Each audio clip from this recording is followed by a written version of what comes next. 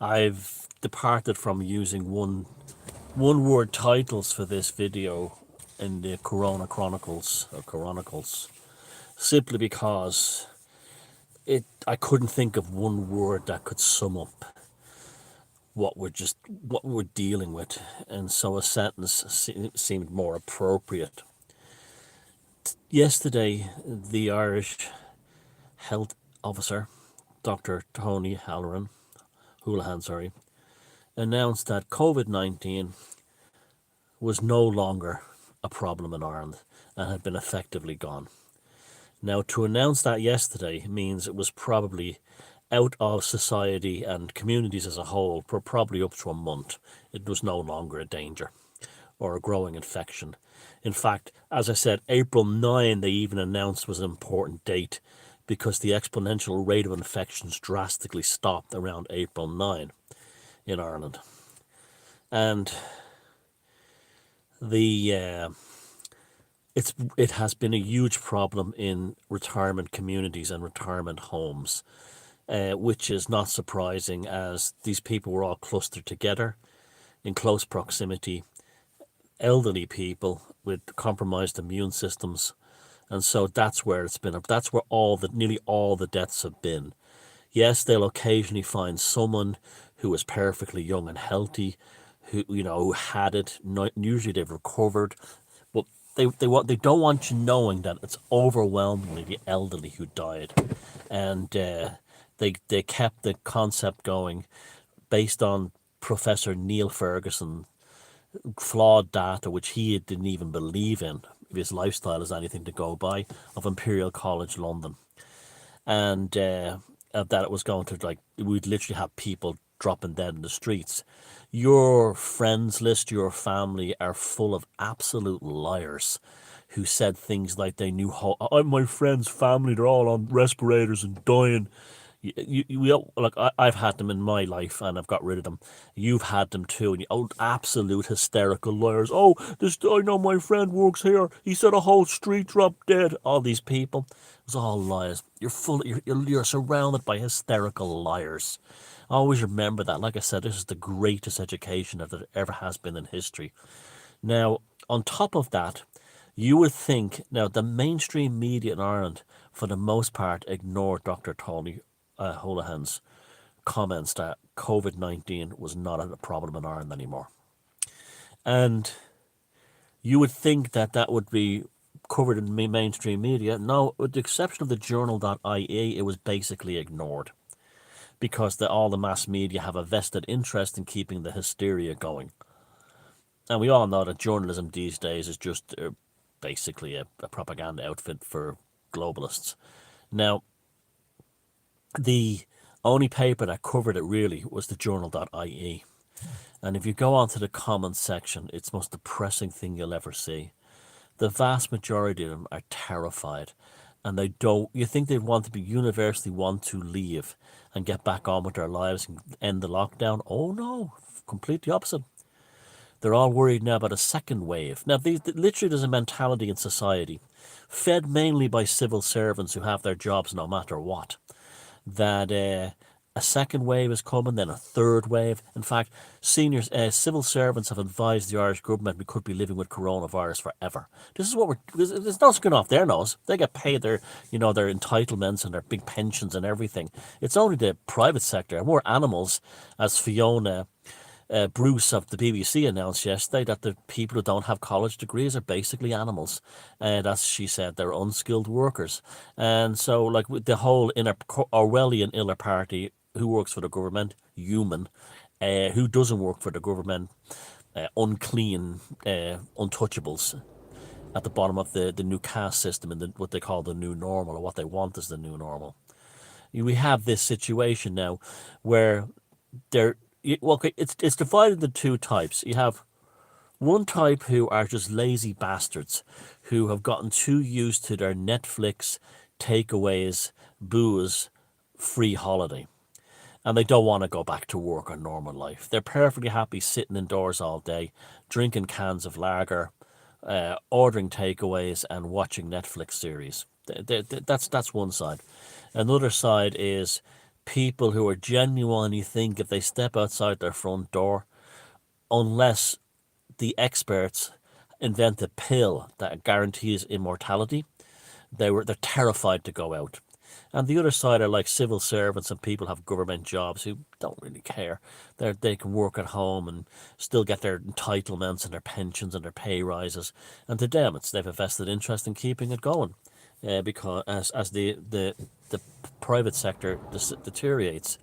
Now, as I said, through these series of videos, I am just astounded by the inability of the normies, the NPCs, to even comprehend that the economies have been destroyed in the West.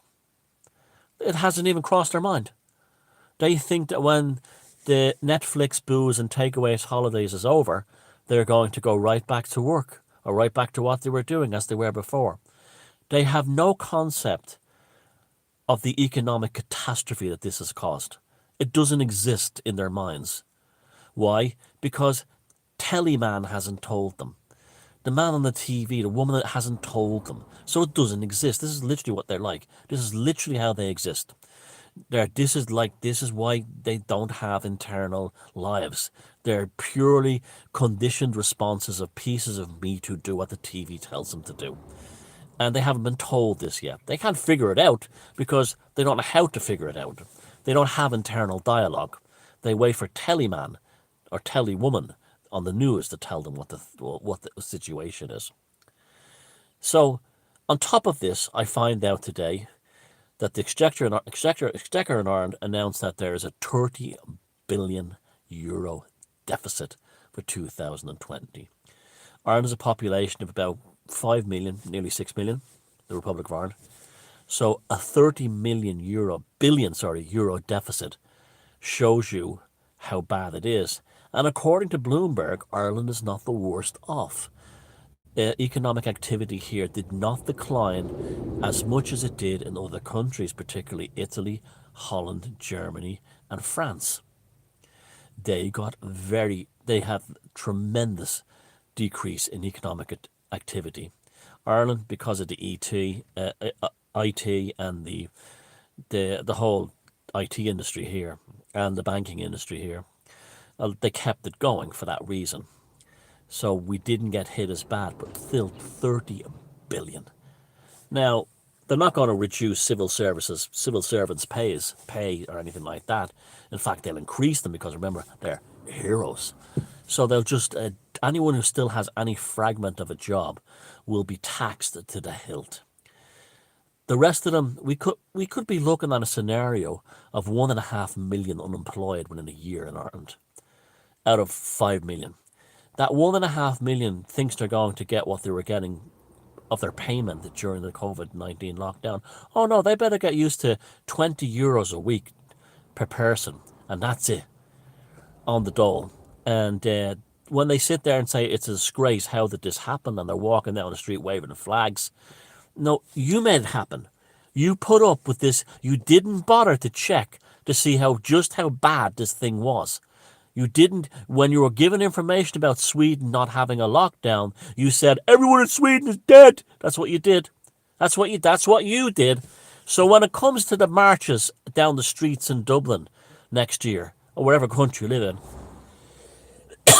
allergies, not the Rona, seasonal allergies, not the end of the world, just like seasonal virus, not the end of the world.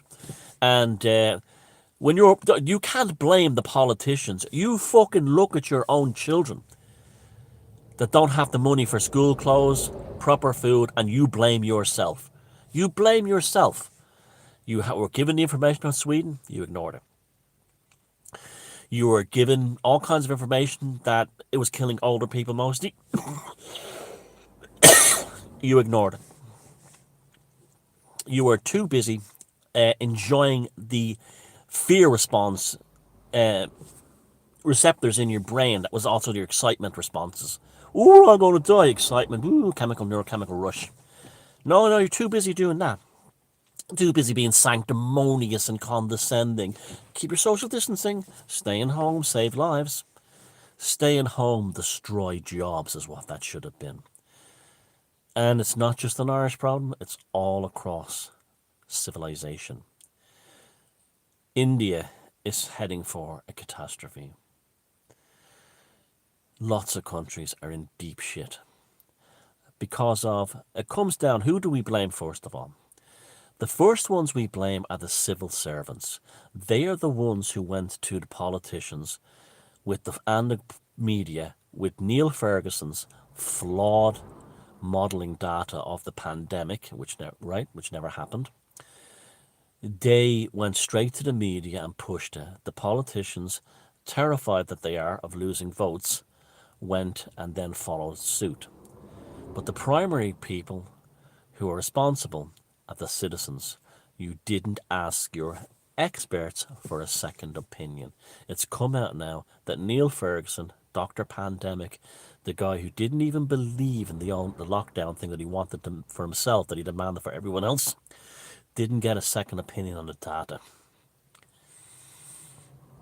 So as we head into the greatest economic depression in possibly 300 to 500 years, don't be looking at the politicians saying, when is the working man going to get a break?